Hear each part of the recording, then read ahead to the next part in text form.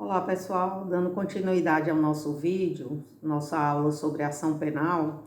Então, nós estávamos falando a respeito dos tipos de ação penal, né? Ação penal pública e ação penal de iniciativa privada. Como já falado anteriormente, no nosso Código Penal e de Processo Penal, nós temos lá que a ação, em regra, ela será pública e incondicionada. Então, essa é a regra do nosso código. Excepcionalmente, a ação pode ser condicionada a uma representação da pessoa que foi ofendida com aquele fato delituoso. E também pode ser condicionada a uma requisição do ministro da Justiça.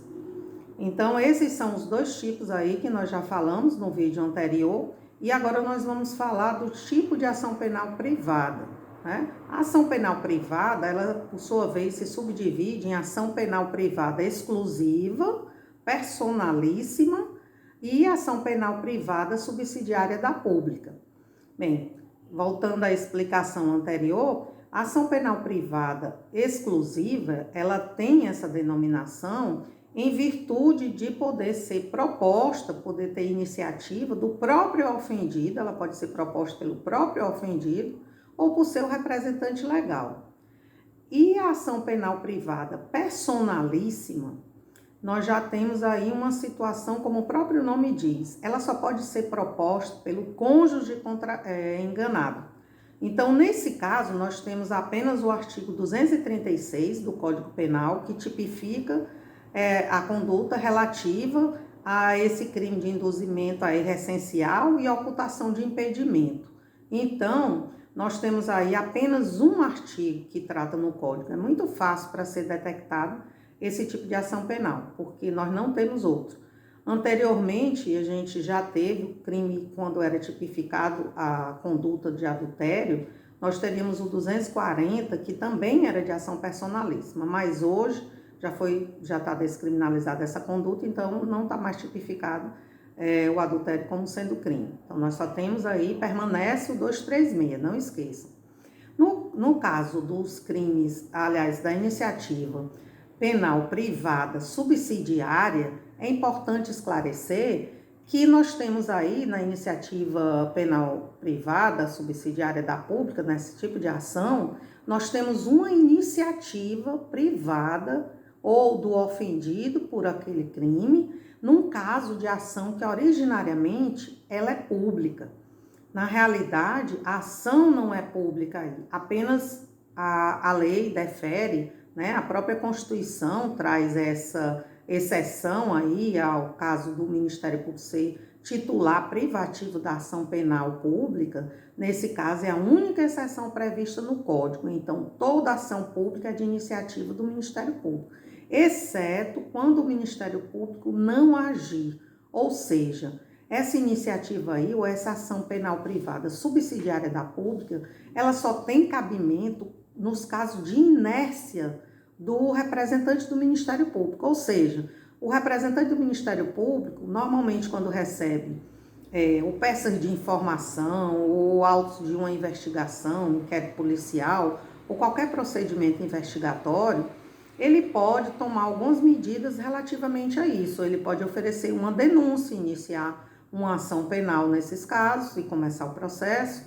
criminal, ou ele pode, no caso, devolver esses autos de inquérito à polícia para que sejam feitas novas diligências, ou ele pode ordenar atualmente o arquivamento do inquérito policial, que também foi modificado em virtude do pacote anticrime. Antigamente, o representante do Ministério Público, ele solicitava o arquivamento das peças do inquérito policial ao juiz, o juiz poderia homologar, né, ordenar esse arquivamento, e aí os autos de inquérito policial ficavam arquivados de acordo com aquela cláusula rebus sic stantibus, do jeito que as coisas estão. Em alguns casos poderia fazer apenas o arquivamento formal e não também material, poderia ser desarquivado posteriormente, se surgissem novas provas. Mas hoje nós já temos uma modificação aí no artigo 28, que acrescentou aí o 28A, que fala que o Ministério Público agora, esse arquivamento depende só dele, né? Então, o Ministério Público, ele na realidade ordena o arquivamento, isso vai para as câmaras de revisão criminal do próprio Ministério Público. E aí depois nós temos alguns procedimentos relativos a isso. Mas voltando aqui à explicação acerca da ação penal privada subsidiária da pública, ela está regulada pelo artigo 29 do Código de Processo Penal, que fala que se o Ministério Público, na realidade, ela cabe exatamente quando o Ministério Público não agir, ou seja, ficar inerte. Por quê? Se ele está ordenando um arquivamento, significa que ele agiu. Então, se ele recebeu essa documentação, peças de informação, autos de inquérito policial e ficou de braços cruzados ou por um motivo qualquer, inclusive nós temos um doutrinador, Paulo Lúcio Nogueira, que ele falava muito que é muito difícil ver esse tipo de ação penal de iniciativa privada subsidiária da pública, porque normalmente o Ministério Público ele está atento aos seus prazos e normalmente ele está propondo o tipo de ação penal que lhe compete, ou então tomando alguma iniciativa, ou devolvendo a polícia para maiores esclarecimentos que são necessários ao oferecimento da denúncia, ou está relacionado com a propositura da denúncia, para que não se perca mais nenhum tempo em relação à apuração desse crime, ou à responsabilização do seu agente. Então, esse tipo de ação penal, entenda-se, tanto é que nela vigoram os princípios relativos à ação pública e não relativos à ação penal privada. Bem, vamos ficando por aqui e eu deixo para vocês aí uma indicação de estudo a respeito dessa matéria e que vocês observem os comentários e a leitura do artigo 100 do Código Penal Brasileiro e do artigo 24, né, até o artigo 61 do Código de Processo Penal, que trata também a respeito dessa matéria. Que, como a gente sabe, a matéria de ação penal, ela tem um conteúdo misto.